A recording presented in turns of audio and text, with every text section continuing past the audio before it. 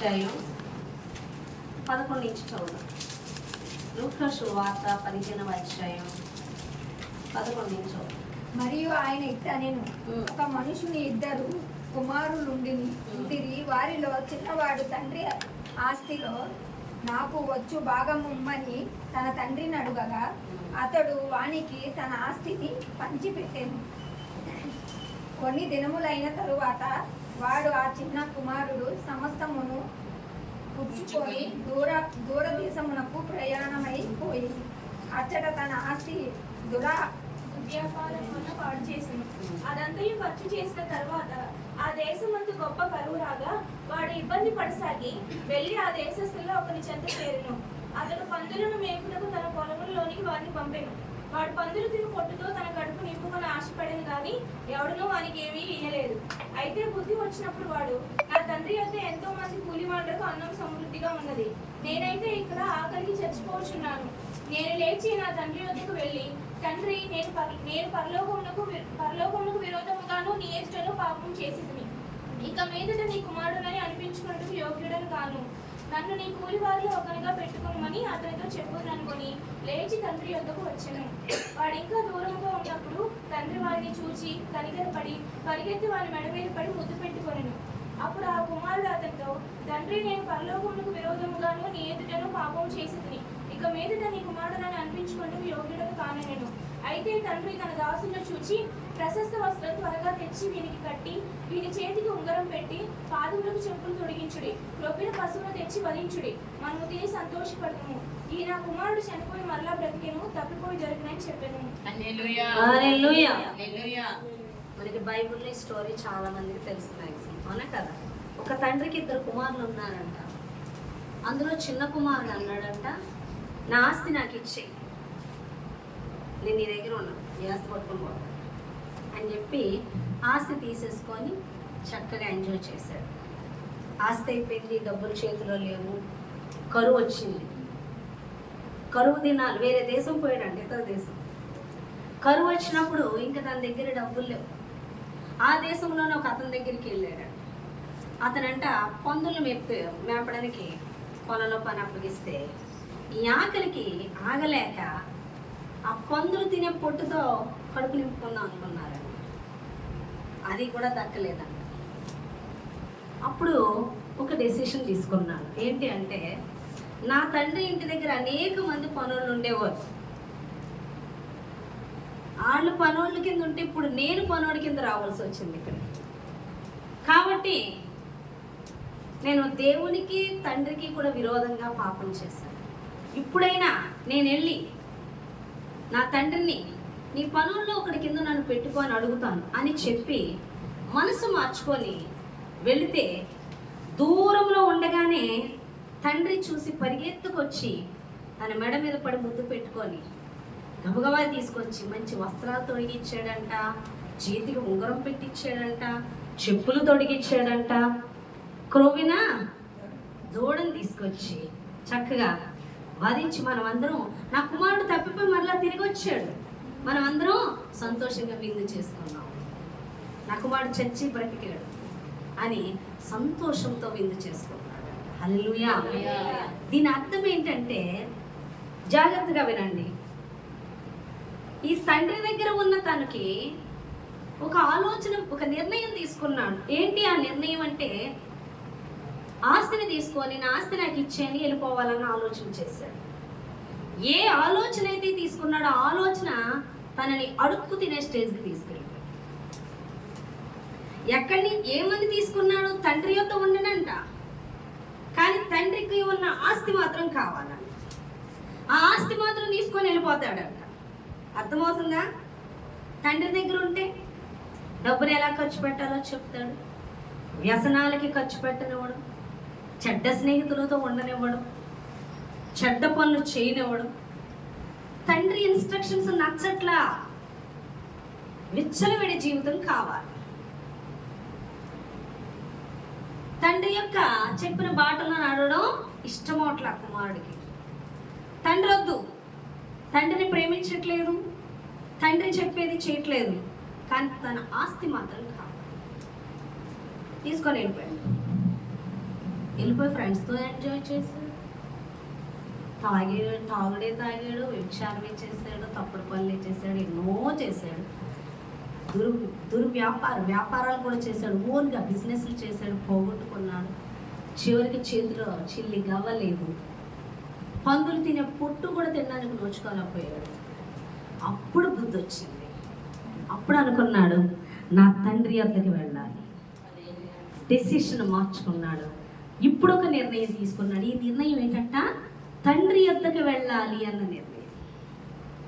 తండ్రి వద్దకు వెళ్ళాలి అని ఎప్పుడైతే నిర్ణయం తీసుకున్నాడో వచ్చి అంటున్నాడు, తండ్రి నీకు పరలోకమందున్న దేవునికి విరోధంగా పాపము చేశాను, నీ పనుల్లో ఒకటిగా పెట్టుకో, ఎందుకంటే నా ఆస్తిని తీసుకెళ్ళిపోయి నీకు అర్హత లేదు నీ దగ్గర. అంటే ఆస్తి ఉంటేనే అర్హత, ఆస్తి లేదు కాబట్టి ఖర్చు పెట్టేశాను కాబట్టి ఇంక అర్హత లేదు, పనుడి కింద పెట్టుకో అంటే ఆ తండ్రి ప్రేమ ఎంత గొప్పదంటే తను మెడ మీద పడి ముద్దు పెట్టుకొని ప్రశస్త వస్త్రాలు ధరింపచేసి తనకి ఉంగరం పెట్టి చెప్పులు తొడిగించి, ఇదిగో నా బిడ్డ మరలా తిరిగి వచ్చాడు, తప్పిపోయి మరలా తిరిగి వచ్చాడు, రెండు విందు చేసుకున్నా. ఒక డెసిషన్ నాశనానికి తీసుకెళ్ళింది. ఒక నిర్ణయము తండ్రి వద్దకు నడిపించింది. హల్లెలూయా. ఈరోజు చాలా మంది దేవునికి విరోధమైన ఆలోచనలు చేస్తూ ఉంటారు. దేవునికి తండ్రికి విరోధమైన ఆలోచన, తండ్రి వద్దకు వచ్చే ఆలోచనలు చేయరు, అపవాది దగ్గరికి వెళ్ళే ఆలోచనలు చేస్తూ ఉంటారు, లోకంలో చెడు వద్దకు వెళ్ళే ఆలోచనలు చేస్తారు. దేవుడొద్దు, యేసయ్య వద్దు, మరి ఎవరు కావాలి? యేసయ్య ఇచ్చే రొట్టెలు కావాలి. యేసయ్య వద్దని ఎలా చెప్తున్నారు అంటే ఆశీర్వాదమే కావాలి, దీవెనలే కావాలి, అప్పులున్నాయా తీరిపోవాలి, రోగాలు ఉన్నాయా తగ్గిపోవాలి, సమస్యలు ఉన్నాయా తొలగిపోవాలి, అంతవరకే. కానీ దేవుడు చెప్పినట్లు మాత్రం సరి చేసుకోవాలి, దేవునికి లోబడాలి, దేవుడు చెప్పింది చెయ్యం. ఈ కుమారుడు, చిన్న కుమారుడికి తండ్రి ఇన్స్ట్రక్షన్స్ నచ్చట్లా, తండ్రి ఇంట్లో ఉండడం ఇష్టం ఉండట్లా. ఈరోజు చాలా మందికి దేవుడు చెప్పేది ఇష్టం ఉండదు, నువ్వు ఎలా జీవించాలో చెప్పుతున్న విషయం ఇష్టం ఉండదు, నువ్వు ఎలా మాట్లాడాలో, ఎటువంటి ఆలోచన తీసుకోవాలో, దేవుని ఆలోచన నువ్వు ఎలా చేయాలో చెప్పేది ఇష్టం ఉండదు. మరేంటి, మన ఆలోచన మనమే చేయాలి, లోక సంబంధంగా మనం తిరగాలి, ఇక మన ఇష్టాలు మనం నెరవేర్చుకోవాలి. నువ్వు మాత్రం రొట్టె మాత్రం ఇవ్వు, నీ ఆస్తి మాత్రం ఇవ్వు, నీ ఇన్స్ట్రక్షన్స్ వద్దు. నీ ఇన్స్ట్రక్షన్స్ వద్దు అంటే నువ్వు వద్దు అని చెప్పడం. యేసయ్య వద్దు, నీ ప్రేమ వద్దు, నువ్వు వద్దు, నువ్వు ఇచ్చే రొట్టె కావాలి, నువ్వు ఇచ్చే ఆశీర్వాదాలు కావాలి, అనే కదా, నువ్వు ఇచ్చే స్వస్థతలు కావాలి, నువ్వు ఇచ్చే అద్భుతాలు కావాలి, నువ్వు వద్దు. చాలామంది అంటారు, చర్చిలకు వచ్చి ప్రార్థనలు చేయించుకుంటారు, అవునా కదా, అమ్మ అద్భుతం కావాలి, స్వస్థత జరగాలి, ఆశ్చర్యకార్యం జరగాలి, అంతవరకే. ఇక మాత్రం ఆయన వద్దు. బొన్నున్నది చాలా మందికి, ఆయన వద్దనుకొని రొట్టెట్టుకొని వెళ్తే ఎన్నాళ్ళు తింటావు రొట్టె? అయిపోదా? వీడు ఆస్తి తట్టుకొని పోయినట్టుగా ఉంది, ఆస్తి అయిపోలేదా? ఇప్పుడు ఎవరు గుర్తొచ్చారు? తండ్రి గుర్తొచ్చాడు. హల్లెలూయా. రొట్టెట్టుకొని ఎన్నాళ్ళు పారిపోతావు? ఎన్ని రోజులు అవుతుంది రొట్టె? దేవుని ఆశీర్వాదాలు అద్భుతాల కోసం కాదు, దేవుని కోసం రావాలి మన. నువ్వు తీసుకునే డెసిషన్, నువ్వు చేసే నిర్ణయం దేవునితో ఉండే విధంగా, దేవుని హత్తుకునే విధంగా, దేవునికి ఇష్టమైన విధంగా తీసుకోవాలి. కానీ నీ డెసిషను దేవునికి దూరమయ్యే ఆలోచనలు నువ్వు చేయకూడదు అని దేవుడు మాట్లాడుతున్నాడు. దేవునికి దూరమయ్యే ఆలోచనలు మనం చేయకూడదు. చాలా మంది చెప్తుంటా, నేను అనుకుంటా ఒక్కొక్కసారి, అమ్మ మీకు స్వస్థత వస్తుంది దేవుని దగ్గర రండి అంటే వస్తాం, కానీ ముందు ప్రార్థన చేయాలి. వాళ్ళు అనుకుంటారు, తెలివైన వాళ్ళు అనుకుంటారు, స్వస్థ వచ్చి అడుగుట్లు ఎవడంటారు, వెళ్ళిన కాడ నుంచి చర్చికి రావాలి, బాప్తిస్మాలు అంటారు, ఇవ్వంటారు, అవంటారు. ఎంతవరకు వాళ్ళని ఉపయోగించుకున్నావో అంతవరకే. నీకే అన్ని తెలివితేటలు ఉన్నాయా? అన్ని తెలివితేటలు ఉన్నాయా నీకు? నిన్ను లోబడమన్నది చర్చికి వస్తాం దేవుని నమ్ముకుంటామని లోబడమన్నప్పుడు నువ్వు లోబడుటలో ఆ రోగాన్ని కలుగు చేసి ఆ మరణాన్ని తీసుకొస్తున్న దురాత్మని బంధించి, కానీ నువ్వు లోబడుట వెంటనే పారిపోయింది, అక్కడ పారిపోయింది. అర్థమవుతుందా? ఎప్పుడైతే లోబడమన్నామో పారిపోయింది. కానీ నువ్వు లోబడ్డం మానేసి నువ్వు వెంటనే తగ్గిపోయిందిగా, ఇంక మనం మానేద్దాం చర్చ్, ఇంక బైబిల్ చదవడం మానేద్దాం, వాక్యం చదవడం మానేద్దాం, మన ఇష్టానుసారంగా ఉందాం. వాడు ఒక్కడే వెళ్తాడు, ఒంటి మీద ఉన్న దెయ్యం. నెక్స్ట్ ఎన్ని వస్తాయి? ఇంకో 7 తీసుకొని వస్తాయి. మునుపటి కన్నా రోగం ముదిరిపోయి ఉంటుంది. అప్పుడు ఛాన్స్ అందా ఉంది, ఇప్పుడు టపా కట్టేయడమే. అర్థమవుతుందా? చాలా మందికి ఈ విషయం తెలియదు. లాగేస్తారు. అవును, మరి నేను భుజం మీద పోయడం మాకు అంత ఆనందం. హల్లెలూయా. నువ్వు నా మాకు మందిరానికి వస్తే అంత ఆనందం. మరి చెప్పండి, ఏంటంటే మాకు ఆనందం? మీ ఒత్తిడి చాలా లాభాలు వచ్చేస్తే ఏం వస్తాయి? లాభాలు అలాంటి చర్చలు వేరుగా ఉంటాయి, మాకు అనవసరం. అది ఇక్కడికి రమ్మన్నది ఎందుకంటే నువ్వు లోబడి ఎప్పుడైతే వచ్చావో ఆ రోగాన్ని, ఆ మరణాన్ని, ఆ ఇరుకులను, ఇబ్బందులను, ఆర్థిక ఇబ్బందులను కలిగి చేసే దురాత్మలు రాలేవు. నువ్వు సన్నిధికి రావడం వల్ల, ప్రార్థన చేయడం వల్ల కాదు. నువ్వు తండ్రి సన్నిధికి రావు, చూస్తుంది కొద్ది రోజులు ప్రార్థన ప్రభావం పనిచేసినంతసేపు. ఎప్పుడైతే నువ్వు టచ్ కోల్పోతావో సేవకులతో, వెంటనే శాతాన్ని ఎంటర్ అయిపోతుంది. నీకు అప్పుడు ఏమనిపిస్తుంది తెలుసా? నీకే చెప్తుంది అది. ఆ ప్రార్థన ఏం పని చేయలేదు, ఉత్తుదే ఉత్తుంది, ఏదో అలా వచ్చింది పైపైన, అదేం నిజం కాదు. నమ్మకు. ఈసారి వెళ్ళి ప్రీచ్ మనం చేసేది ఏం తగ్గిందేంటి? నీ చేతే మాట్లాడేసి. హల్లెలూయా. నాకు అన్నా చెప్పింది ఏమనంటే, తనకి క్యాన్సర్ వచ్చినప్పుడు హాస్పిటల్కి వెళ్తే తనతో పాటు చాలా మందికి వచ్చింది క్యాన్సర్. వాళ్ళకి తగ్గింది, మ్యాక్సిమం కొంతమందికి. అన్నకి తగ్గింది. అన్న దగ్గర ఏంటంటే ఛాన్స్ దేవునితో సహవాసంలో, సేవకులతో, ప్రార్థనలో ఉంటుంది. తగ్గినట్టే వచ్చి కొంతమంది మళ్ళీ వెంటనే వచ్చి చనిపోయారు వాళ్ళందరూ. వాళ్ళు మీకు ఫోన్లు చేసి చెప్తున్నారంట, లేదు మళ్ళీ వస్తుంది, అలాగే తగ్గుతుంది కానీ మళ్ళీ వచ్చి చనిపోతున్నారు అంటే, అన్న కొంచెం ఎక్కడో, అవునా మళ్ళీ తిరిగేది, ఆపు నాకు చెప్పినాడు. ఎందుకు తిరిగేస్తుంది నీకు? వాళ్ళు దేవుడి దగ్గర లేరు, నువ్వు ఎక్కడున్నావు? వాడు నీ మీద పని చేయడానికి వాడికి అధికారం ఎక్కడుంది? వాళ్ళ మీద పని చేస్తుంది. వాళ్ళు దేవుడి దగ్గర రాలా, వాళ్ళు దేవుడి దగ్గర రాలా, వదిలేశారు వాళ్ళు దేవుణ్ణి. ఇప్పుడు దురాత్మలు దాడి చేస్తున్నాయి. హల్లెలూయా. అర్థమవుతుందా? రొట్టెట్టుకొని వెళ్ళిపోదాం చూడకూడదు. వాడు ఆస్తి తట్టుకొని పారిపోయినట్లుగా ఏదో సమస్య తీరిపోయేదాకా వచ్చి సమస్య తీరిపోయి వెళ్ళిపోదాం అనుకుంటే, ఇప్పుడు వెళ్ళాడు ఒక్కడో, ఇంకో 7 వస్తారు దురాత్మలు. నీ కంటికి కనపడరాడు, రోగం రూపంలోనో సమస్యల రూపంలోనో కనబడతాడు. మీకు అర్థమవుతుంది ఎవరికైనా? హల్లెలూయా. కాబట్టి ఆస్తి రొట్టె తీసుకొని వెళ్ళిపోయినట్లుగా ఈరోజు రొట్టె తీసుకోవడానికి కాదు, దేవుణ్ణి ప్రేమించి దేవునికి లోబడాలి, దేవుడి చిత్తము చేయాలి అన్న నిర్ణయాలు తీసుకోమని దేవుడు మాట్లాడాలి. ఎప్పుడైతే నేను చేసింది తప్పు, నా తండ్రికి విరోధంగా, పరలోకమందు దేవునికి విరోధంగా నేను పాపం చేశాను అని చెప్పి తన పాపాన్ని కడుక్కోవడానికి ఎప్పుడైతే డెసిషన్ తీసుకున్నాడో, ఎప్పుడైతే లోబడొచ్చాడో, తండ్రి వెంటనే ప్రశస్తమైన వస్త్రాలు ధరింపచేశాడంట. హల్లెలూయా. అర్థమవుతుందా మీకు? ప్రశస్తమైన వస్త్రాలు తొడిగాడు, ఉంగరము తొడిగాడు, చెప్పులు తొడిగాడు. తన కుమారుని సంతోషంగా ఆహ్వానించి అందరితో విందు చేసుకుంటున్నాడు. నువ్వు ఎప్పుడైతే దేవునిలో డెసిషన్ తీసుకుంటావో నీ జీవితం మారిపోతుంది. నువ్వు దేవునికి ఎప్పుడైతే దూరం అవుతావో, దేవుడు చెప్పి వినకుండా చేయకుండా దూరం అవుతావు. అడుక్కు తినే స్టేజ్కి వెళ్ళినా అందులో అతిశయోక్తి లేదు. కానీ దేవుడు చెప్పింది లోబడుతూ, దేవుడు చెప్పే ఇన్స్ట్రక్షన్స్ పాటిస్తూ, ఒక్కొక్క అడుగు ఆయనతో వేస్తున్నప్పుడు నువ్వు ఎంత ఉన్నత స్థానానికి వెళ్తావో నీకే తెలియదు. అంత ఉన్నతంగా దీవించేస్తాడు. తండ్రి ఆస్తి తీసుకుపోయి కోల్పోయి పందులు మేపే పరిస్థితికి వెళ్ళిన వాడు డెసిషన్ మార్చుకొని రాగానే తన కుమారుడికి మరలా దేవుడి అధికారం, ఆ తండ్రి అధికారం ఇచ్చాడు. తన యావదాస్తికి మళ్ళీ వారసునిగానే ఉంచాడు, కానీ పనోడి కింద ఉంచలేదు. ఈరోజు నువ్వు తీసుకునే డెసిషన్ దేవుల్లో, నేను దేవునికి లోబడాలి, నేను దేవుడు చెప్పింది చెయ్యాలి, దేవుడు నేను ఎలా ఉండమంటే అలా ఉండాలి, నేను సన్నిధికి వెళ్ళాలి, నేను సేవకులు చెప్పినట్లు లోబడాలి అని నువ్వు తీసుకునే నిర్ణయాలు నిన్ను ఒక ఉన్నత స్థానానికి తీసుకెళ్తాయి, నేను ఆశీర్వాదంలోకి నడిపిస్తాయని దేవుడు మాట్లాడుతున్నాడు.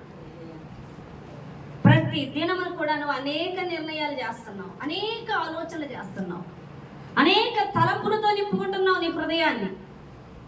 అవి ప్రతి తలంపు, ప్రతి నిర్ణయము నిన్ను నాశనానికి తీసుకెళ్తుంది తెలుసా?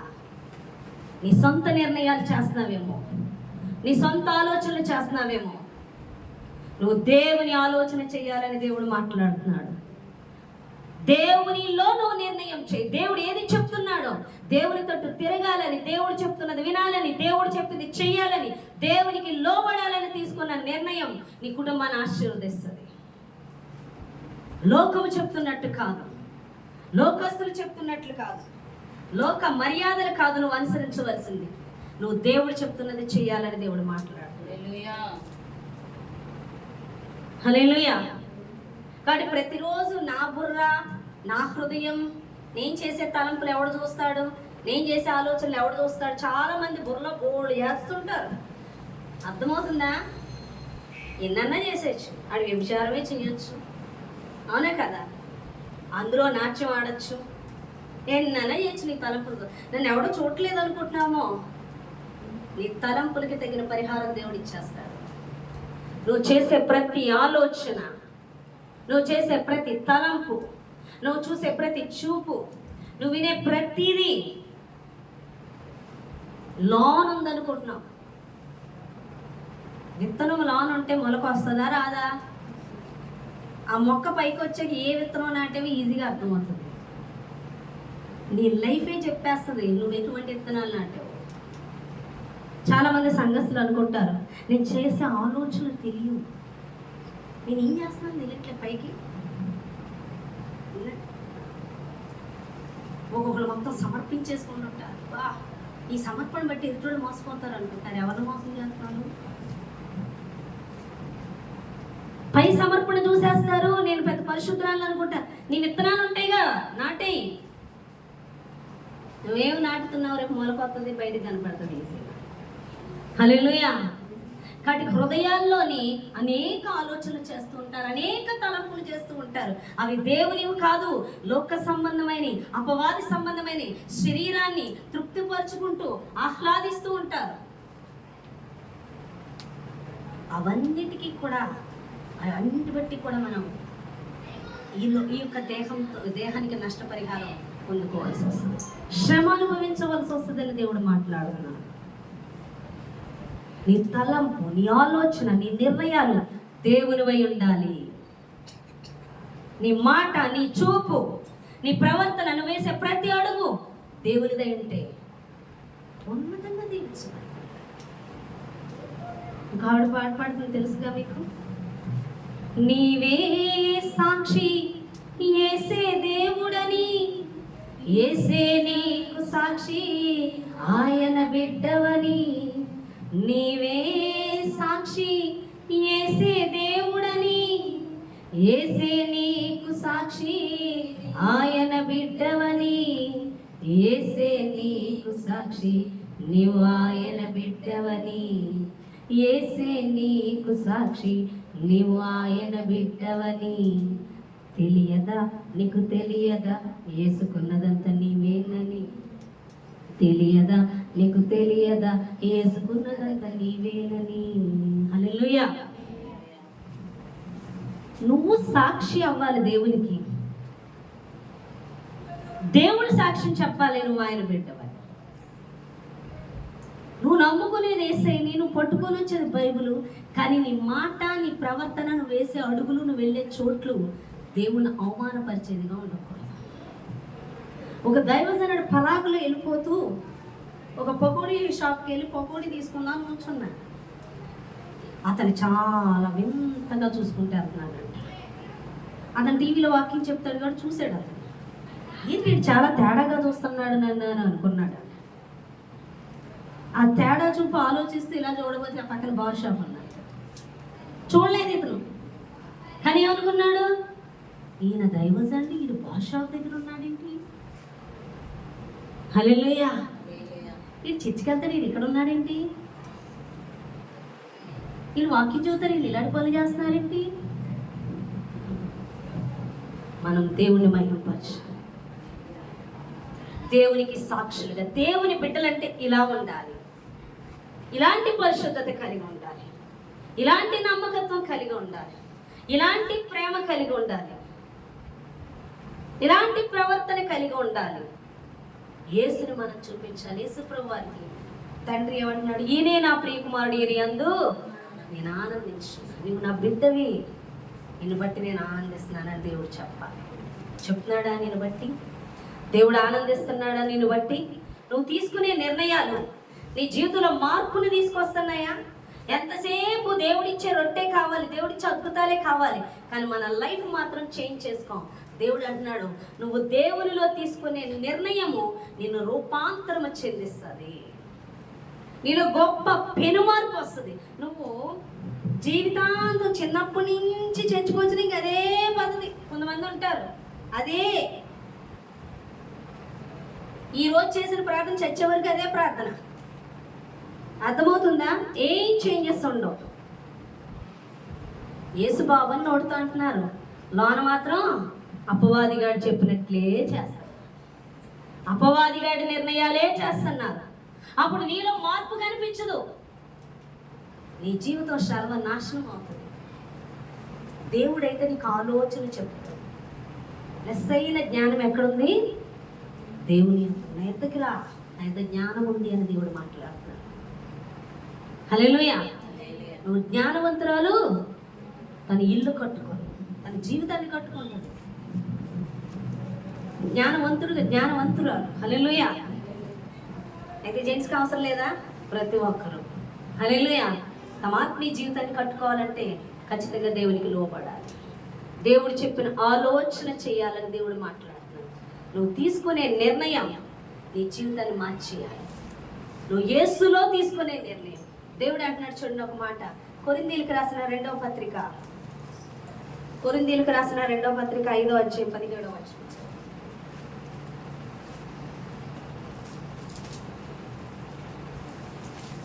కొరింథీయులకు రాసిన 2వ పత్రిక 5వ అధ్యాయం 17వ వచనం. కాగా ఎవడైనా క్రీస్తునందు ఉన్న ఎడల వాడు నూతన సృష్టి, పాతవి గతించెను, ఇదిగో క్రొత్త వాయును. హల్లెలూయా. ఎవరైతే యేసుని నిజంగా స్వీకరిస్తారో, నిజంగా ప్రేమిస్తారో వాళ్ళు మారిపోతారు. వాళ్ళు ఎలా ఉంటారంటే నూతనం అయిపోతారు.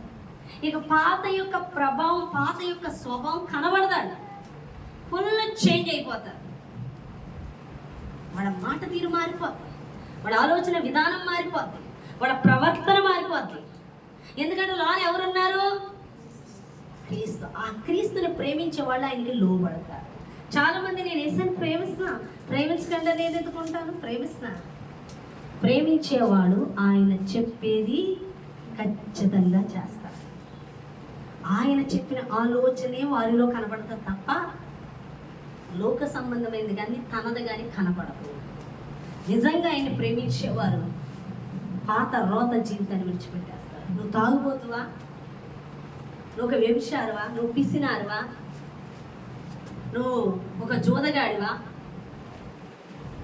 లేకపోతే నువ్వు పెద్ద కోపిష్టివా? నువ్వు మతోన్మాదివా? నువ్వు ఎవరివైనా సరే, ఎప్పుడైతే యేసుప్రభువుని నమ్ముకుంటావో నువ్వు ఫుల్ చేంజ్ అయిపోతావు. పెను మార్పు వచ్చేస్తుంది నీ జీవితంలో. పౌలు యేసుని దర్శించాడు, అంతే మారిపోయాడు. పౌలు తన కోట్ల ఆస్తిని విడిచిపెట్టి ఒక్క బ్లాంకెట్తో వచ్చేసాడు. దేవుని కోసం సువార్తను ప్రకటించాడు, దేవుని ప్రేమను ప్రకటించాడు, దేవుని చూపించాడు, దేవుడి కోసం నిలబడ్డాడు. హల్లెలూయా. నువ్వు నిజంగా యేసుని ప్రేమించి స్వీకరించి తండ్రి చెప్పినదే నిర్ణయం నువ్వు చేస్తున్నప్పుడు నీలో చాలా మార్పులు వచ్చేస్తాయి. నీ లైఫే పూర్తిగా చేంజ్ అయిపోద్ది. నువ్వు పాత వ్యక్తివి కాదు. అగస్టీన్ ఉంటాడు, చాలా వ్యసనపరుడు. అతనికి లేని వ్యసనం అంటూ ఏమీ లేదు. పెద్ద వ్యభిచారి కూడా అతను. తన తల్లి ప్రార్థన తన మార్చింది. ఎప్పుడైతే మారు మనసు పొందుకున్నాడో మార్పు వస్తుంది, పెను మార్పు. వ్యసనాలన్నీ విడిచిపెట్టాడు. దేవుని సువార్తను ప్రకటించిన బయలుదేరాడు. అతను వెళ్ళే వ్యభిచార స్త్రీలో ఒక స్త్రీ చూసిందంట. చూసి పిలుస్తుందంట, అగస్టీన్ అగస్టీన్, నేను గుర్తుపట్టావా, నేను. ఎందుకని? నువ్వు వచ్చేవాడుగా, నేను అని చెప్తుందంట. అగస్టీన్ చూసాడంట, నువ్వే, కానీ నేను మాత్రం అతన్ని కాదు, ఆ వ్యభిచారిని కాదు, నువ్వు అలాగే ఉన్నావు, కానీ నేను మారిన అగస్టీన్, నేను అతన్ని కాదు, నేను మారిపోయాను. హల్లెలూయా.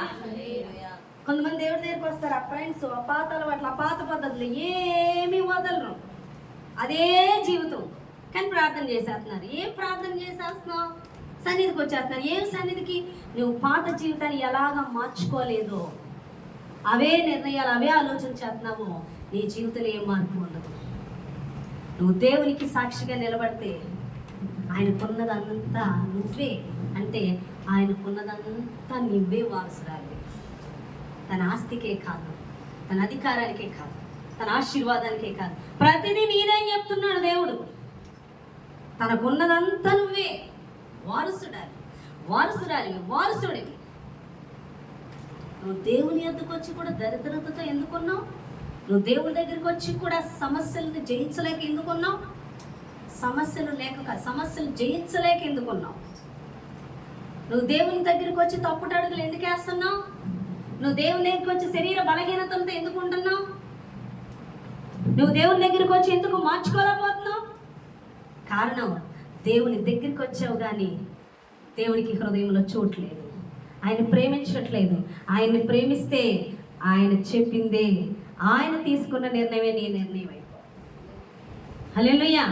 ఆ నిర్ణయం దేవుడు చెప్పింది ఎప్పుడైతే చేస్తున్నావో, దేవుడు చెప్పింది చేయాలన్న నిర్ణయం ఎప్పుడు చేస్తావు, అప్పుడే నీ లైఫ్ చేంజ్ అయిపో, గొప్ప మార్పు చూస్తావు. ఈరోజు నువ్వు చేస్తున్న డెసిషన్స్ అన్ని నీయే. అందుకే దేవుని యొక్క పెనుమార్పు నీ లైఫ్లోకి రావట్లేదు, దేవుని యొక్క అద్భుతం నీ లైఫ్లోకి రావట్లేదు, దేవుని యొక్క శక్తి రావట్లేదు. కారణం ఏంటంటే నిర్ణయాలు నీవి, లోకపరమైన నిర్ణయాలు. దేవునిలోకి వెళ్ళేయి, దేవునితో హత్తుకునే నిర్ణయాలు కాదు, లోకంలోకి వెళ్ళేయి, లోకంలో గడిపేయి, అపవాది సంబంధాలను కలుపుకునే నిర్ణయాలు నువ్వు చేస్తున్నప్పుడు దేవుని యొక్క ఏ ఆశీర్వాదానికి నీకు అర్హత ఉండదని దేవుడు మాట్లాడుతున్నాడు. హల్లెలూయా. నువ్వు ఎటువంటి నిర్ణయాలు తీసుకుంటున్నావు? ఒక ఆవిడ రక్తస్రావం కలిగిన స్త్రీ తన దగ్గర ఉన్న డబ్బును బట్టి, తనకున్న వ్యాధిని బట్టి, ఈ డాక్టర్ దగ్గరికి వెళ్ళాలి, ఆ డాక్టర్ దగ్గరికి వెళ్ళాలి, చాలా వైద్యుల దగ్గరికి తిరిగిందంట, చాలా డబ్బు కోల్పోయిందంట. తను తీసుకొని ఇగో ఈ హాస్పిటల్కి వెళ్ళి, హాస్పిటల్కి వెళ్ళి, ఆ వైద్యుడి దగ్గరికి, ఈ వైద్యుడి దగ్గరికి, ఈ నిర్ణయాలు ఏమీ ఆమెను స్వస్థపరచలేదు, మరింత బలహీనపరిచి మరణానికి చేరువైంది. కానీ ఎప్పుడైతే నేను యేసు ప్రభువు వారి వస్త్రపు చెంగు ముట్టుకుంటే స్వస్థపడతానని డెసిషన్ తీసుకుందో, నిర్ణయం మారిందో, సంపూర్ణ స్వస్థ వచ్చేసింది. పెనుమార్పు. ఇన్ని సంవత్సరాల నుంచి రాని స్వస్థత ఒక వస్త్రపు చెంగు ముట్టుకోవడంలో వచ్చేసింది. డెసిషన్ మార్చుకోండి. ఈరోజు నేను వాక్యం చదువుతాను, నేను లోకంలో తిరగను, లోకస్తులతో నేను పిచ్చి పిచ్చి మాట్లాడను, నేను దేవుని సన్నిధిలో గడుపుతాను, నేను ప్రార్థన చేసుకుంటాను, నేను ఉపవాసం ఉంటాను, నేను మనుషుల మీద కానీ, నా బలం మీద కానీ, నా తెలివితేటల మీద కానీ, నా శక్తి మీద కానీ నేను ఆధారపడను, నేను దేవుని మీద ఆధారపడతాను, నేను దేవుని నమ్ముతానన్న డెసిషన్ సరిగ్గా తీసుకున్నావా, లైఫ్ చేంజ్ అవ్వడం మొదలవుతుంది. దేవుడు గొప్ప కార్యం చేయడం మొదలు పెడతాడు. యాకోబు అనే వ్యక్తిని చంపడానికి ఏసావు వస్తాడు. ఏసావు బయలుదేరి వచ్చేస్తున్నాడు. యాకోబుకి విషయం తెలిసింది. ఇప్పుడు ఏం చేయాలో అర్థం కావట్లే. వచ్చే ఏసావుని ఎలాగ తృప్తిపరచాలి, ఎలా కోపాన్ని తగ్గించాలి. డబ్బులు పంపిస్తున్నాడు, పనులు గొర్రెలు పంపిస్తున్నాడు, ఎన్నో చేశాడు, ఏమి దేనికి లొంగట్ల. వచ్చేస్తున్నాడు చంపేయడానికి యాకోబుని. ఇక ఏం చేయాలో తెలియక డబ్బుని కానీ, ఆస్తులు కానీ, భార్యని కానీ, బిడ్డలు కానీ పెట్టి దూరంగా వెళ్ళిపోయి, వాటిని విడిచి దూరంగా వెళ్ళిపోయి ఒక రాత్రి కాలం అంతా దేవుని సన్నిధిలో ప్రార్థన చేశాడండి. హల్లెలూయా. కానీ తీసుకున్న నిర్ణయం ఏంటో తెలుసా? ఈ డబ్బు మా అన్నయ్య నన్ను వచ్చి చంపేయడం నుంచి నన్ను కాపాడను, ఈ కుటుంబస్తులు, నా పిల్లలు, ఈ జనాంగం నన్ను కాపాడరు అని నన్ను దేవుడే కాపాడాలనే డెసిషన్ తీసుకొని ఒక రాత్రి కాలం అంతా దేవుని పాదాలు పట్టుకుంటే కత్తి పట్టుకొని చంపడానికి వచ్చిన తన అన్నయ్య వచ్చి మెడ మీద పడి ముద్దు పెట్టుకొని కౌగిలించుకొని వదిలేశాడు. ఎంత గొప్ప మార్పు చూడండి, ఎంత పెను మార్పు చూడండి. ఈరోజు నీ లైఫ్ మీదకి దూసుకొస్తున్న తుఫాను లాంటి సమస్యలు తొలగిపోవాలంటే తీసుకో డెసిషన్, దేవుని తట్టు తిరగాలని, దేవుని తట్టు తిరగాలని, దేవుని పాదాల యొద్దకు రావాలని. తను తండ్రిని విడిచి వెళ్ళిపోయాడు, తండ్రి ప్రేమను వదులుకొని వెళ్ళిపోయాడు.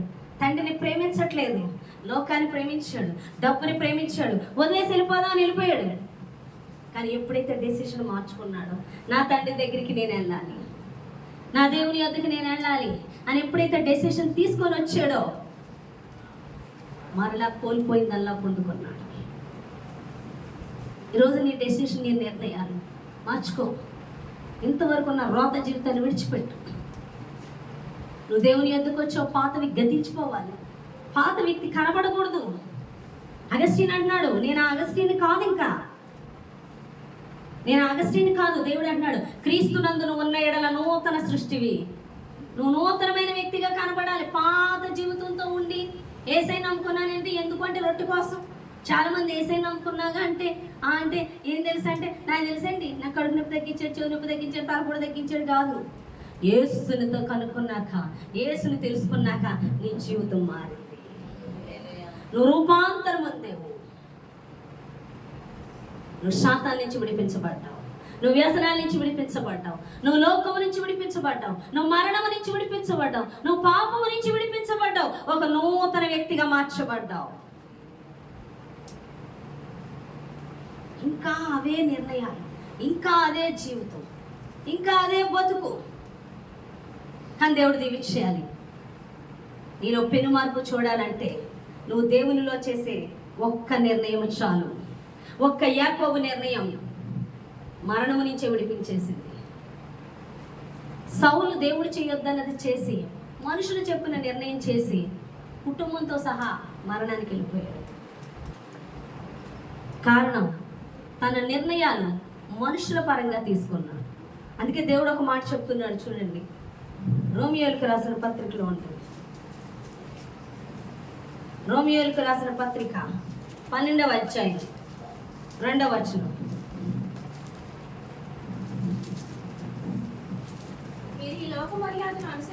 మీరు ఈ లోక మర్యాదను అనుసరింపక ఉత్తమమును అనుకూలమును సంపూర్ణమయ్యున్న దేవుని చిత్తమేదో పరీక్షించి తెలుసుకొనున్నట్లు మీ మనస్సు మారి నూతన మొగుట వలన రూపాంతరమందుడి. లోక మర్యాదలు, లోకములో చెప్పేయి, మనుషులు చెప్పేయి, మాకు తల పండిపోయింది, అది పండిపోయింది, మేము చెప్పే నిర్ణయాలు, లేకపోతే నీ కంటికి ఏదో మంచిగా కనిపించే నిర్ణయాలు కాదు. ఉత్తమమును అనుకూలమును సంపూర్ణమైన దేవుని చిత్తమేదో పరీక్షించి తెలుసుకొనున్నట్లు మీ మనస్సు మారి నూతన మొగుట వలన రూపాంతరము పొందుడి. దేవుని చిత్తమేదో పరీక్షించి తెలుసుకొని అది చేయాలి అన్న నిర్ణయము తీసుకునడం ద్వారా మీరు మార్పు నొందండి. హల్లెలూయా. ఆ మార్పు ఇహలోక పరంగా నిన్ను దేవుని యొక్క ప్రతి దీవెనికి కారకురాలుగా చేస్తుంది. చూడాలి నా వైపు. హల్లెలూయా. కారకురాలుగా చేస్తుంది. రెండోది పరలోక రాజ్యానికి నడిపిస్తుంది. యాకోబు తీసుకున్న ఒక్క నిర్ణయం మరణం నుంచి విడిపించేసింది. కానీ సౌలుని తీసుకున్న నిర్ణయం మరణానికి చేర్చింది తన కుటుంబాన్ని. శాతానుపరమైన ఆలోచన సౌలు తీసుకుంటే యాకోబు దేవునికి దగ్గరయ్యే ఆలోచన తీసుకున్నాడు. దేవుని చిత్తమేదో పరీక్షించి అది చేయడానికి సిద్ధపడి చేసి ఉన్నాడు. అందుకే మరణాన్ని జయించాడు. కానీ సౌలు లోకం చెప్పినట్లు చేశాడు, మనుషులు చెప్పినట్లు చేశాడు, మరణాన్ని తెచ్చుకున్నాడు. ఈరోజు నీ లైఫ్లో డెసిషన్స్, నిర్ణయాలు అన్నీ నీవవుతున్నాయా? లోకంలో వాళ్ళు చూసి అవుతున్నాయా? ఎంతమంది లోకం చేత ప్రభావితం అవుతున్నారు? అవునా కదా? చాలా మంది డ్యాన్సులు కట్టే వాళ్ళు సినిమా వాళ్ళని చూస్తారు, ఆ రంగుల లైఫ్ చూసారు, ఏదో ఉందనుకుని అక్కడికి వెళ్తారు, మా జీవితాలు సర్వనాశనం చేసుకున్నాం. అవునా కదా? కొంతమంది ఉంటాయి, పందులు ఎక్కడ దొరుకుతాయి? బురదలోనే దొరుకుతాయి, అది దానికి ఇప్పుగా ఉంటుంది. కొన్ని పందులు అక్కడే ఉంటాయి, పాపంలోనే ఉంటాయి. కానీ కొంతమంది అంటారు, నేను అందులోకి వెళ్ళడం వల్ల నా లైఫ్ నాశనం అయిపోయింది. ఎందుకు అయిపోయింది? నీ డెసిషన్స్. లోకాన్ని చూసి ఇన్స్పిరేషన్ అయ్యి నువ్వు వెళ్ళి చేసిన పనులు. నువ్వు లోకాన్ని చూసి డెసిషన్స్ తీసుకోకు. మనుషుల మాటలకు ప్రేరేపితం అవ్వకు. మనుషుల మాటల పొగడతలకి పడిపోకు. మనుషులు చెప్తే అన్న ఐడియా ఇవ్వండి అని అడక్కు. బుద్ధిహీనురాలాగా బుద్ధిహీనుడిగా నీకు ఆలోచన చెప్తాను, లెస్ అయిన జ్ఞానాన్ని మీకు ఇస్తాను, మీరు నడవవలసిన త్రోవ చూపిస్తాను. ఏది అనుకూలమైంది, ఏది ఉత్తమమైంది, ఏది స్థిరమైంది, ఏది ఆశీర్వాదంలోకి నడిపించేది నేను చెప్తాను. ఆ జ్ఞానానికి చెవి ఒక్కడానికి నువ్వు తిరిగి ఆ యొక్క చిత్తాన్ని నువ్వు చేయడానికి నువ్వు డెసిషన్ మార్చుకునే వాళ్ళ నీ లైఫ్ చేంజ్ అయిపోద్దని దేవుడు మాట్లాడుతున్నాడు. తండ్రి వద్దకు వెళ్ళాలని డెసిషన్ తీసుకున్నాడు, లైఫ్ చేంజ్ అయిపోయింది. తండ్రి నుంచి దూరం అవ్వరకు అనుకున్నాడు, లైఫ్ నాశనం అయిపోయింది. ఈరోజు దేవుడు చెప్పే ఆలోచన కాక నీ ఆలోచన చేద్దాం అనుకుంటున్నావా? లైఫ్ సర్వనాశనం అయిపోద్దని దేవుడు మాట్లాడుతున్నాడు. నీ లైఫ్ని మార్చుకో. ఒకసారి క్యాథరిన్ కులమంది గారు నాకు కావడం, అసలు ఆవిడ ప్రార్థన, ఆవిడ వాక్యం చెప్పేటప్పుడే ఆ సన్నిధి అనుభవిస్తూ మాట్లాడతారు. చాలా ప్రజెన్స్ అనుభవించేస్తూ ఉంటారు ఆవిడ. ఆమె లిఫ్ట్లో వస్తే లిఫ్ట్ భూకంపం వచ్చింది అనుకున్నారంట, అంత ఊగిపోయిందంట ఆ బిల్డింగ్. ఆమె లిఫ్ట్ ఓపెన్ అవగానే బయటికి రాగానే ఆమెను రిసీవ్ చేసుకోవడానికి వచ్చిన వాళ్ళు కింద పడిపోయారు. ఆ అనాయింటింగ్ తట్టుకోలేక అభిషేకం. ఆమె వాక్యం చెప్పేసి ఎదురెళ్తుంటే అనేక మంది జనము గుంపు కూడా ఆవిడికి ప్రార్థనలు చేయించుకోవడానికి ఆమె పడతారని ఆమెను వెనక నుంచి తీసుకెళ్ళిపోతుంటే, ఆ వంటలు చేసే దాంట్లోంచి తీసుకెళ్తుంటే అంటే ఆవిడ ఎదురు వెళ్ళిపోతుంది, వెనకాల పడిపోతున్నారంట మనుషులు కింద. అంత అనాయింటింగ్ ఆవిడ. అంతకుముందు ఆవిడ చిన్న వయసులోనే పిలువబడింది, చాలా తక్కువ వయసు, మరి 14 నాకు అంత గుర్తులే. ఆవిడకి చిన్న వయసులోనే వాడబడింది, చాలా బలంగా వాడబడింది. నా ఉంచు బట్ట వేసుకో, నా ఉంచు. హల్లెలూయా. చిన్నప్పటి నుంచే వాడబడుతుంది ఆమె.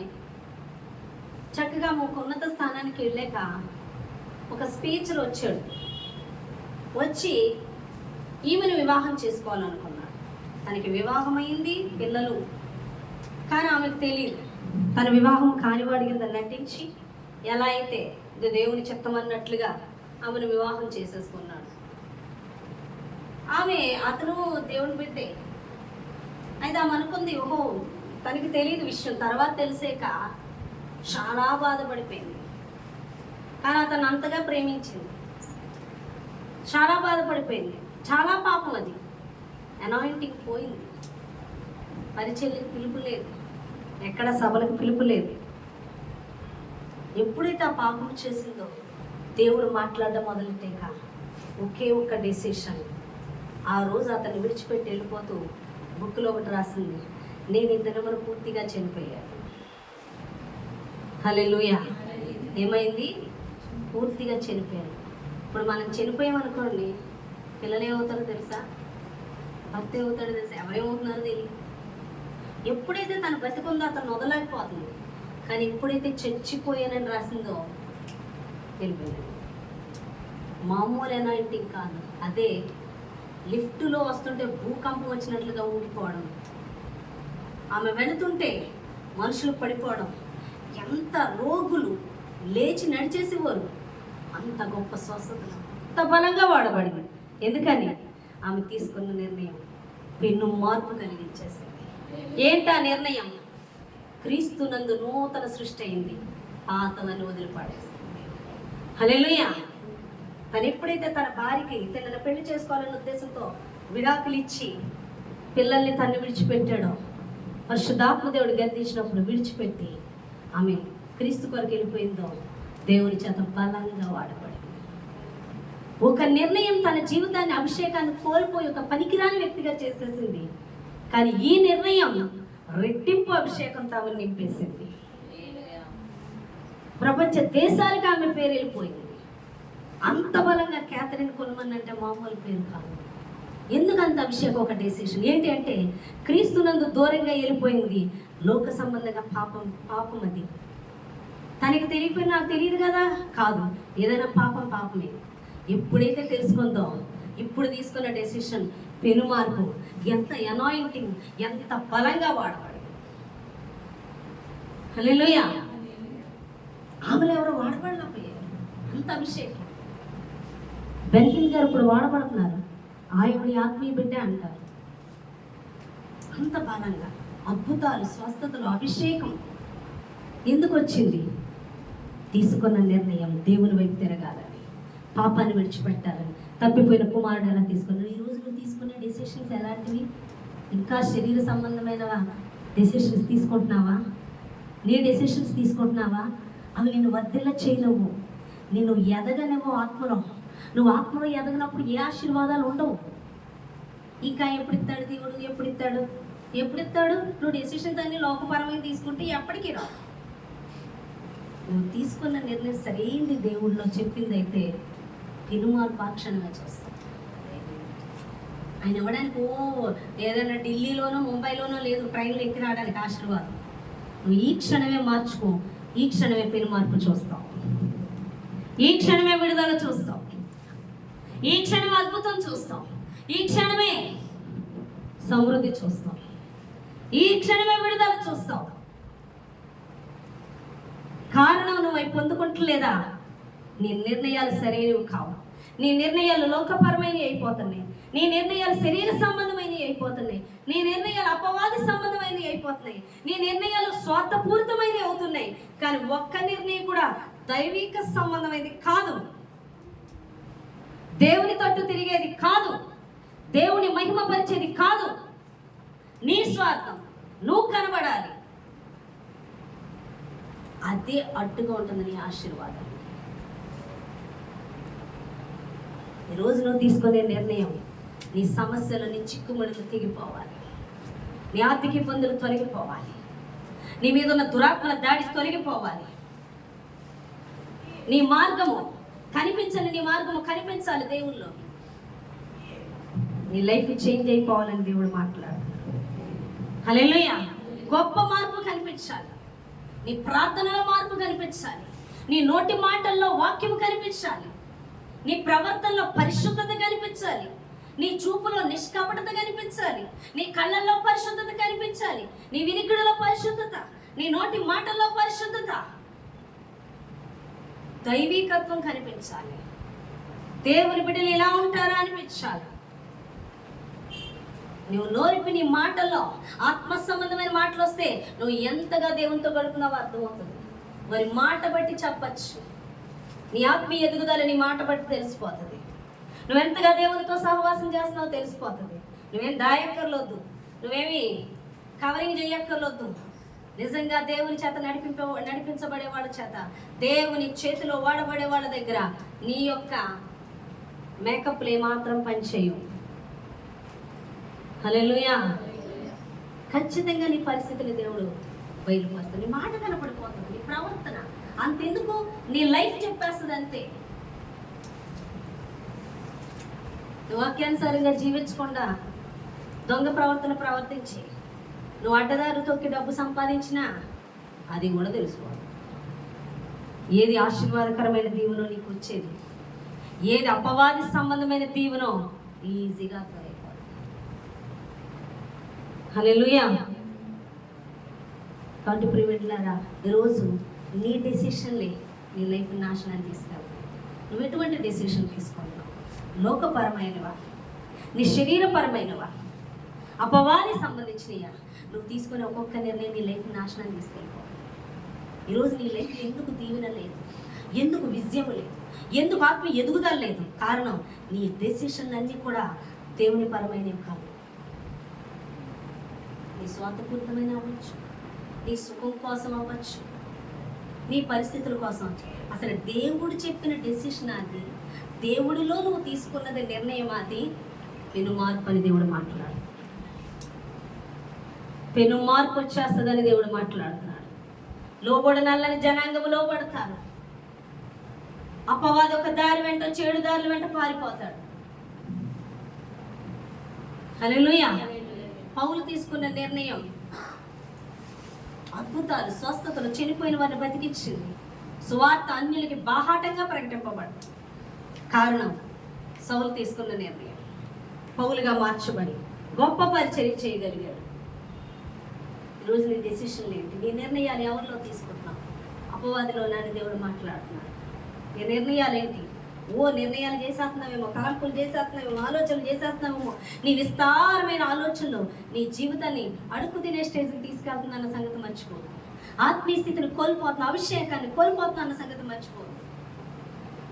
హల్లెలూయా. ఎదగాలి, ఆత్మలో ఎదగాలి. ప్రియుడా, నువ్వు ఆత్మలో వర్ధిల్లుచున్న కొలది అన్ని విషయాల్లో దీవించబడతావు. నువ్వు ఎంత వర్ధిల్లితే, ఎంతగా దేవుడి పరంగా నువ్వు నిర్ణయాలు తీసుకుంటే అంత అభిషేకించబడతావు. ఎవరైనా అడుగుతున్నారా, ప్రభా నీకు ఎలా ఉండడం ఇష్టం చెప్పు, నీకు ఇష్టమైన బిడ్డగా నేను ఉండాలని ఆశపడుతున్నాను తండ్రి. ప్రతి దినం నా మనస్సు నూతన మగునట్లు, నీలో స్థిరపరచబడినట్లు నాకు సహాయం చేయి.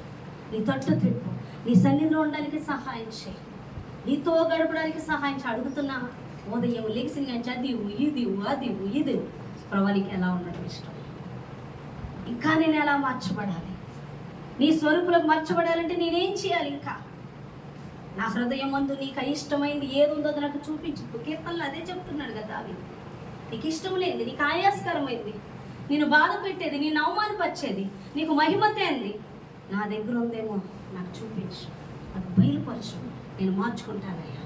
అటువంటి ప్రార్థన ఉందా మన దగ్గర? నీకు ఎక్కడైనా అవమానం తెచ్చేస్తున్నానా ప్రభా? నీ చిత్తం చేయకుండా వెళ్ళిపోతున్నానా ప్రభా? నేను గాయపరుస్తున్నానా? నేను బాధ పెడుతున్నానా? నువ్వు ఇలా ఉండు, నువ్వు ఇలా చెయ్యంటే నేను ఇంకో నిర్ణయం చేస్తున్నానా? నా గ్రహింపు, స్వరాన్ని వినడానికి సహాయం, వినగలిగే చెవులు, ఈ చెవులు నీ స్వరాన్ని తప్ప అపవిత్రమైన వినకూడదు. ఈ నోరు నీ యొక్క వాక్కులు తప్ప అపవిత్రమైన మాట్లాడకూడదు. ఈ చూపు, నీ దర్శనాలు, నీ చిత్తాన్ని చూడడం తప్ప లోకాన్ని కాదయ్యా చూడవలసిందని నువ్వు సరి చేసుకుంటున్నావా దేవుడి సన్నిధిలో? ఏం చేస్తున్నావు నిర్ణయాలు? ఏం చేస్తున్నావు తలంపులు? నీ ఇంట్లో ఎందుకు దారిద్రత? నీ ఇంట్లో ఎందుకు శ్రమ? నీ ఇంట్లో ఎందుకు ఈవిల్స్? నువ్వు చేసే ఆలోచనలు బట్టి, నువ్వు తీసుకునే డెసిషన్ బట్టి అంట దురాత్మలను ఆకర్షిస్తావంట. అవి నీతోనే ఉంటాయి. నీకు దెయ్యాలు కనపడిపోతున్నాయా? నీకు పావులు కనపడిపోతున్నాయా? నీకు ఎద్దులు కనపడిపోతున్నాయా? నువ్వు డెసిషన్స్ వాడి చేస్తున్నావు. అప్పుడు ఆడే కూడా వస్తాడు. నీతో సన్నిధి ఉందా? నీతో నీళ్ళు ఉన్నాయా? నీకు తైలం ఉందా? అభిషేకం ఉందా? నువ్వు దేవుని ఆలోచన చేస్తున్నావు. హల్లెలూయా. కొంతమంది అంటే దెయ్యాలు వచ్చేస్తున్నాయి, మా మీదకి పడిపోతున్నాయి, మీదకి అమ్మో దెయ్యాలు వచ్చి ఏదో చేశారు, నేను ప్రార్థన చేశాను, నెత్తి మీద బైబిల్ పెట్టేది, కొట్టేయండి, నూనె వేసేయండి. ఏం వేసేస్తే పోతాయి? నూనె కాదు కదా, నీ నూనెలో ముంచినా సరే దెయ్యం పోదు. ఎందుకని? అని నువ్వు ఇక్కడ బంధించావు ఆలోచన. అర్థమవుతుందా? వాడిని నీ ఆలోచనలతో తీసుకెళ్తున్నావు, ఎక్కడికైనా నీ తలంపులతో తీసుకెళ్తున్నావు, వాడి డెసిషన్స్ చేస్తూ తీసుకెళ్తున్నావు. అప్పుడు ఆడ రాకపోతే దేవుడు వస్తాడే ఏంటి? ఆ డెసిషన్స్ మారి దేవుని చిత్తమేదో ఎరిగి చేయాలంటే సమయమందు అసమయమందు దేవుని వాక్యంలో గడిపేవారిగా మీరు ఉండాలి. అనేక తలంపులతో కూర్చొని బైబిల్ చదువుతుంటే అనేక తలంపులతో శాతం దాడి చేస్తూ ఉంటుంది. అది నిరంతర ప్రయత్నం చేస్తుంది. నువ్వు వాక్యం చదువు, నీకు ఎన్ని ఆలోచనలు ఎత్తుంటుందో బుర్రలోని చదివే కానీ ఇలా ఆ పని చూడు, ఈ పని చూడు, అక్కడికి వెళ్ళు, ఆడితో మాట్లాడు, వీడితో మాట్లాడు, కాసేపు టీవీ పెట్టు, కాసేపు ఫోన్ నొక్కు, కాసేపు పడుకో, అలసిపోయేవాళ్ళే. అమ్మో 2 అధ్యాయాలు చేసావు, చాలా ఎక్కువ చదివేసావు. నీరే ఎవడు చదవడు, నువ్వు చాలా పరిశుద్ధుడు, నువ్వు చాలా నీతిమంతుడు, నువ్వు చదివినట్టు నువ్వు అంతగా ఎంత చాలు పడుకుని పోతావు. ఏం చెప్తుందో తెలుసా? వాక్యాన్ని నేను అసలు చదవనివ్వదు. దివారాత్రులు చదివాడంట దావీదు. గొర్రెల కాపరు రాజు అయిపోయాడు. రాజు అంటే మాట్లాడండి. హల్లెలూయా. అంత ఆశీర్వాదం ఎలా వచ్చింది? వారసుడు, దేవుని వారసుడు. ఎలా? నిర్ణయం అంతా ఆయనదే. దేవుని పరమైన నిర్ణయాలే. అపవాది పరమైంది చేయకుండా, చేయలేదని చెప్పట్లేదు, చేయకుండా ఉండునట్లు దివారాత్రులు గడిపేవాడు. ఒక్క రోజు ఒక్క గంట గడపనప్పుడు తేడా కొట్టేసేది దావీదుకి. కొట్టిందా లేదా? చూడకూడదు చూశాడు, చేయకుండా పాపం చేశాడు, దెబ్బ కొట్టేసింది. ఎందుకని? ఆయన పాదాల దగ్గర ఆడతారు. మళ్ళా పడిపోయాడు ఆయన పాదాల దగ్గర. నా పరిశుద్ధత, నా అభిషేకము నాకు ఇచ్చే ప్రభువా. హల్లెలూయా. అంటే వాక్యము తీ, బైబిల్ నీకు చదవాలనిపించకపోయినా తీ, చదువు, వంచు. నీకు తెలియకుండానే అపవాది నిర్ణయాలు కాక దేవుని నిర్ణయాలు చేయడం మొదలు పెడతావు. అప్పుడు నీ లైఫ్ చేంజ్ అయిపోతుంది. ఉప్పెన లాంటి సమస్య అయినా సరే పిల్లగాలులా పోతుంది. అర్థమవుతుందా? చంపేద్దామని వచ్చిన ఏసావు ఒక్క రాత్రి కాలం దేవునితో గడిపిన యాకోబుని ముద్దు పెట్టుకున్నాడు వచ్చి. ఎంత మార్పు అండి, ఎంత మార్పు! ఈరోజు నీ లైఫ్ మీదకి వచ్చేస్తుందా చూసారు? భయపడిపోకు, బైబిల్ చదువు, దేవుని నిర్ణయం కూర్చొని అపవాది దాపు. ఆశీర్వాదం నిన్ను వెంబడిస్తూ వస్తుంది. నువ్వు ఆశీర్వాదాల వెంట పరిగెత్తన అవసరం లేదు, నువ్వు వెతుక్కోని అవసరం లేదు. ఆశీర్వాదాన్ని వెతుక్కుంటూ నువ్వు వెళ్ళొద్దు, నిన్నే ఆశీర్వాదం వెతుక్కుంటూ వస్తుంది. నువ్వు వెతకవలసింది దేవుణ్ణి, నువ్వు గడపవలసింది దేవుడితో, నువ్వు డెసిషన్ తీసుకోవాల్సింది దేవుల్లో. ఇక నీ చుట్టూ ఉన్నాయి వద్దు. అర్థమవుతుందా? వద్దు. ఆశీర్వాదం నీ వెంబడి వస్తుంది. వెంబడిస్తున్నావేమో, నువ్వెంత వెంబడిస్తావో ఆశీర్వాదం అంతా నీకు దూరం అయిపోద్ది. నువ్వు ఆస్తి కోసం పాకులాడుతున్నావా? చిల్లిగవ దొరకదు. నువ్వు మనుషులకు ప్రేమ కోసం పాకులాడుతున్నావా? ప్రేమించరు ఎవరు. మనుషులు సహాయం కావాలనుకుంటున్నావు, ఒక్క సహాయం దొరకదు. కానీ దేవుని వైపు తిరుగు. అందుకే వెదకుడి దొరుకును, తట్టుడి మీకు తీయబడును, వెదకు ప్రతివాడు పొందుకొను. నువ్వు దేవుని వైపు తిరుగు, దేవుణ్ణి వెతుకు, దేవుడు చెప్పింది చెయ్యి. మనుషులు నీ వెంబడి వస్తారు, ఆశీర్వాదాలు నీ వెంబడి వస్తాయి, దేవుని సన్నిధి నీతో వస్తుంది. నువ్వు వాటిని ఎత్తుక్కుంటూ వెళ్ళకు, ఏది రాకుండా కోల్పోతావు. వాటి దినాన దేవుని వెతుకు, వాక్యం చదువు, ఎక్కువ వాక్యం చదువు, ఎక్కువ ప్రార్థన చేయి, ఎక్కువ దేవుని సన్నిధికి రా, ఎక్కువ దేవుని నిర్ణయమే చేయి. నువ్వు తీసుకున్న నిర్ణయం ఆశీర్వాదమే కనిపించాలి, ఒక వెంట ఎక్కాలి. నువ్వు దిగజారేవా, నువ్వు తీసుకున్న నిర్ణయం తప్పు. నువ్వు అపవాది తీసుకున్నావేమో, నువ్వు శరీరపరమైన తీసుకున్నావేమో, చెయ్యి, ఆలోచన చెయ్యి. నేను ఎవరి నిర్ణయం చేశాను? నేను ఆత్మీయంగా ఎదుగుదల ఇచ్చి నేను ఆశీర్వదించిందా? నువ్వు దేవునిలో నిర్ణయాలు చేస్తున్నావు. హల్లెలూయా. కాబట్టి నువ్వు ఏ నిర్ణయాలు చేస్తున్నావో దాన్ని బట్టి నీ లైఫ్ ఉంటుంది. అది లోకమా, నీదా, నాశనం, దేవుడిదా, దేవుని తట్టు తిరిగేదా, గొప్ప ఆశీర్వాదం ఉందని దేవుడు మాట్లాడుతున్నాడు. ఈ చిన్న మాటలు దేవుడు దీవించి ఆశీర్వదించును గాక. ఆమేన్. వీరాల వర్షాల